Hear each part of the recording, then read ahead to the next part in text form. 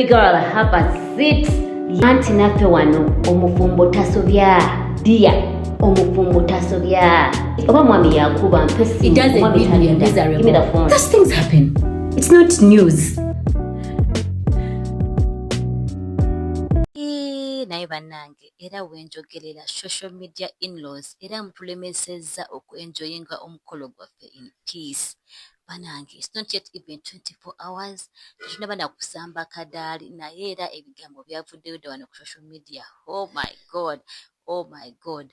Baby mama, baby daddy, drama going on around here. Welcome back to my YouTube channel. I am Baby Nels Banange. Mbanjiriza nnyo ku YouTube channel yange eno eya Baby Nels, where we are all about faith, marriage, and motherhood. Yeah, ekiba happening in social media nga kikwatagana ku faith, nga kikwatagana ku marriage oba motherhood, tukijjayo ne tubeera nga tukyogerako. Nolwekyo nkusaba nti nga tukyagenda maaso, tetunabagenda maaso n'eno video, beera ng'osubscribinga, beera ng'olikinga, beera ng'oclickinga notification bell. Yes, do all the good stuff, then tweyongereyo. Mukwano nga bwe tumanyi twakamala okwanjula era olunaku lwaliro lwenjogerera tuli kupi kuyingira kyaki genda mu kadaali naye ng'ebiyitayita social media mbadde sagala byogerako, sikulimba, mbadde njagala ngende nnyumirwe wedding in peace, naye mukwano mbadde nina okujja nembeera nemba nekyenjogerako ku bigenda maaso ebikwatagana n'abaana. Kati nno ebiyitayita ku social media era okuviira ddala mu ba social media in-laws nga bamanyi kyekyensonga ekwatagana n'abaana. Yes, babaayo nga bawa motivational speech wano ne wali ebikwatagana ku baana ba Levixone. Yes, Levixone yavaayoko emabega ye n'ayogera nti alina abaana naye simanyi oba abantu tebakitegeera oba abantu tebaagala kibelievinga, naye nga Levixone many times era buclips genda bbanga mubaterawo avuddengayo n'agamba ye bambi alina abaana, naye simanyi lwaki abantu tebakitegeera. Teyeegaanangako baana era I think he is a very proud father. Naye bwe buli eno essaawa zino abakyala oba abawala bavuddeyo munnange nga bakiwerako nga example era bali mu kugamba a man can leave you with 3 kids n'agenda n'awasa omuntu omulala. Bye biyitayita mukwano era nga sinaba na kweyongerayo mu maaso ngenda kuba nga mbasharinga bu clips buno mubeere nga mufuna contest ya story eno naye era nga still mugaliwo olwaleero era ne baby daddy wa Desire mukwano awulikiddako mu katambi ng'ayogera ku omwana gwe bayita Michelle, oyo no ye muwala wa Desire era nga claiminga mbu no omwana we ayagala DNA biki mukwano. Mwandi tulinze bwe tumala omukolo then bino ndituuka tubiddamu naye since bye biriwo nabyo ngenda kubeera mbibawa mu galeero. Kyenkugamba kyokka bambi beera ng'osubscribinga era ng'oclickinga notification nga ne video ogyagala. Give it a like my dear. Then tubeere nga tugenda maaso n'ebitambudde ku social media leero. Do you know how many kids Levixone has? Yeah. Did he marry the baby mama?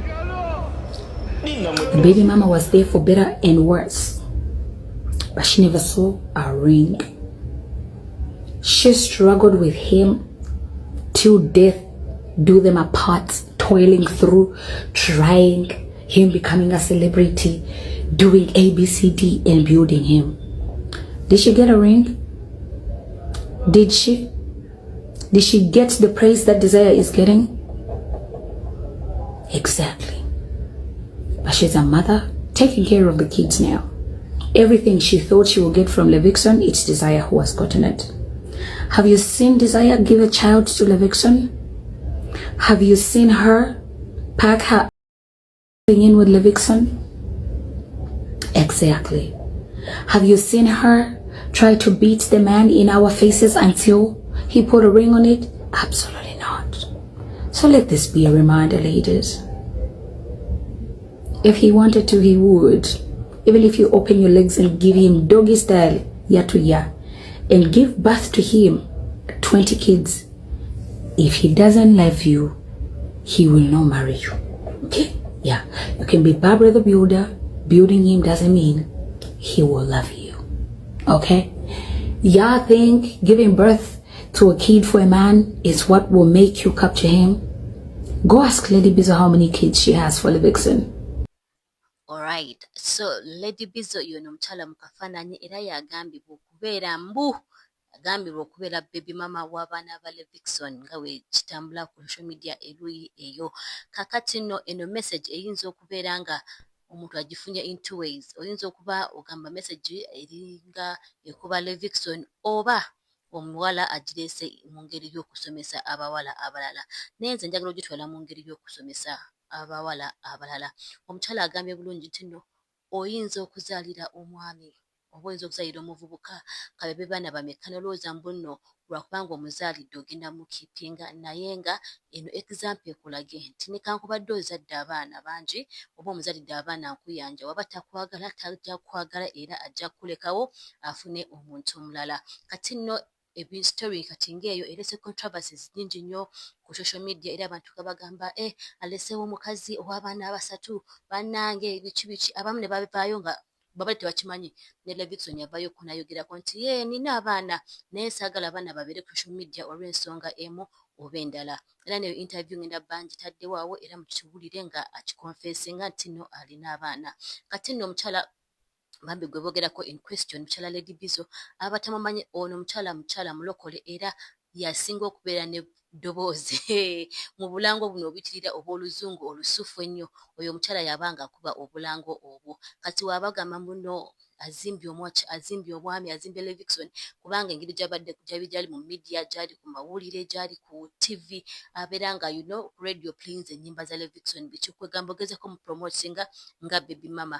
Kati kwegamba bakitwalanga omukozesezza tomuwasizza omuzaddemu naye nga mu byonna tutwalemu positive thing tubeere nga tuyiga nti tekikwetagisa kugenda ng'ozaalazaala mu musajja lwakubanga olowooza nti ogenda musibawo naye just do the right thing.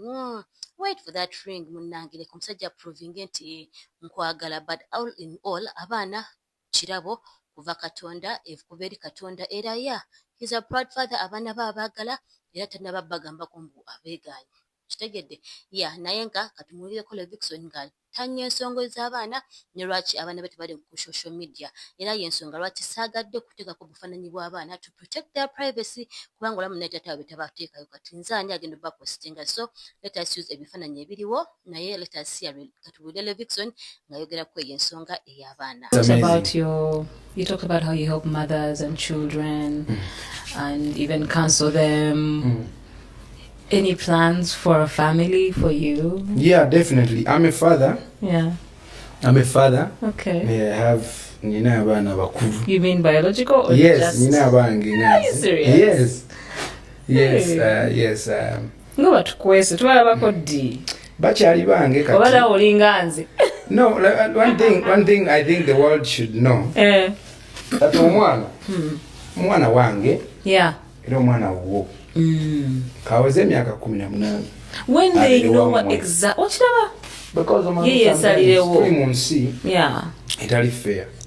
Nze I believe kino nja kigamba mukwana. I'm a very simple guy. Yeah. Very simple.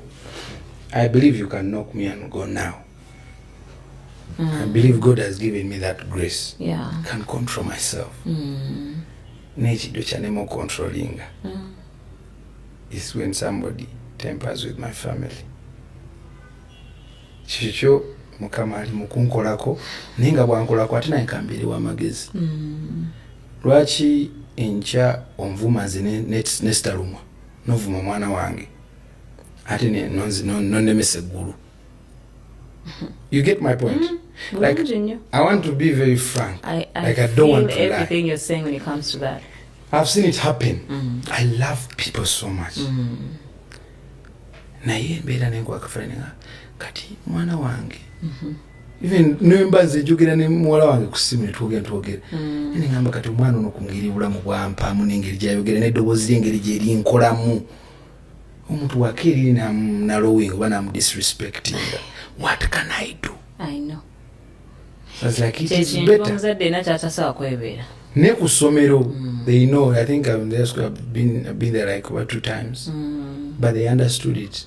Bagezi nababulira. Yeah. Nababulira how this world is. Nemugamba nze wendi anytime. But the things I'm not gonna do. Exactly. You get? Exactly. Even when they get deals. Yeah.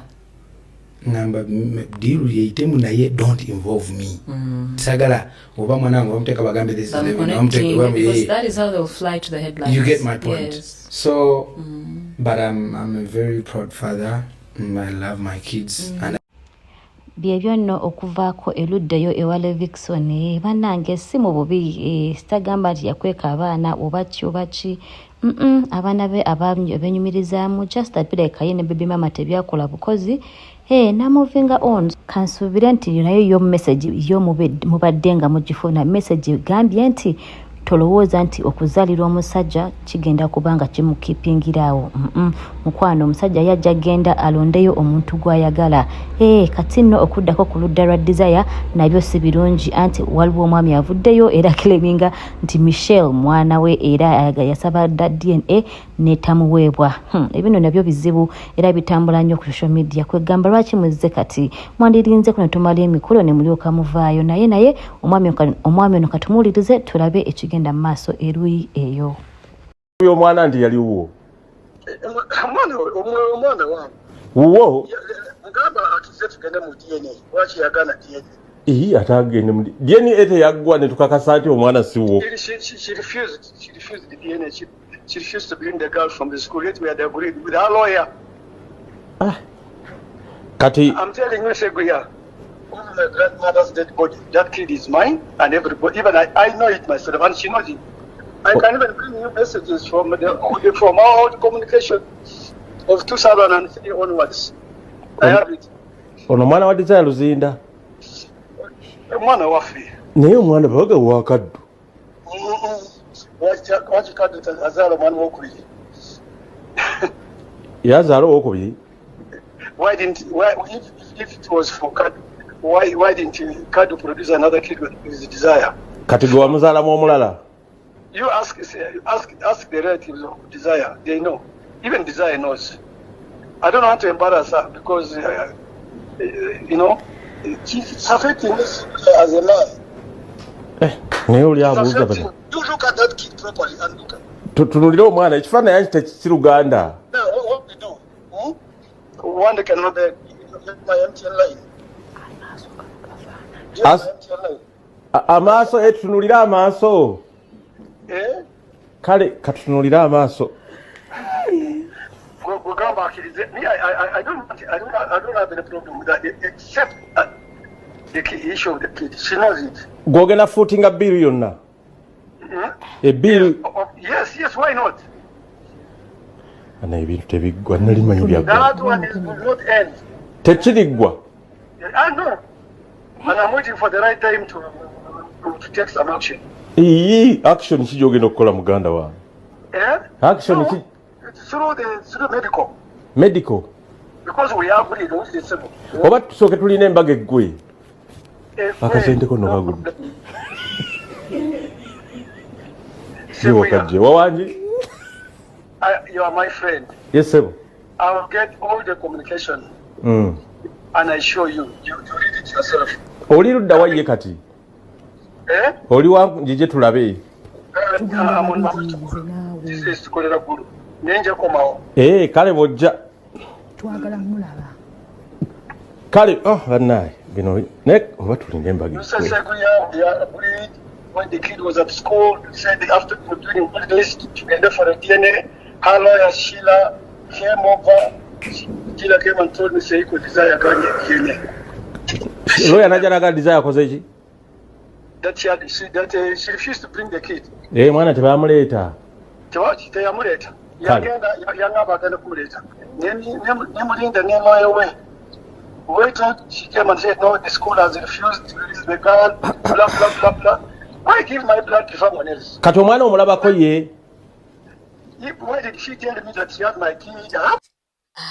Bannange DNA eno nazo zatujjira naye neeno nayo ndoza tebe ennyangu naye katusabe byonna bigende bulungi era wenjogerera katugende mu maaso n'omukolo omunaye ffe tujja tunyumirwa bino eno tujja biraba oluvannyuma naye era nga njagala bebaza okubeera nga mwekuumiddeko wano era njagala bagamba nti musobola okuleka endowooza zammwe wansi awo mu comment section bwe bino ebitambula gwe obirowoozaako ki era tebirabira okubeera nga osubscribinga ng'olikinga era nkwebaza nnyo olw'okubeera nga bwekomeddeko wano ku Babina's YouTube channel. See you in the next video. Bye bye for now. I love you for watching. I appreciate you. Chobomanya. See you. Nga tuleeta ebintu by'embaga nga tuleeta ebiba n'abairawo mu mbaga.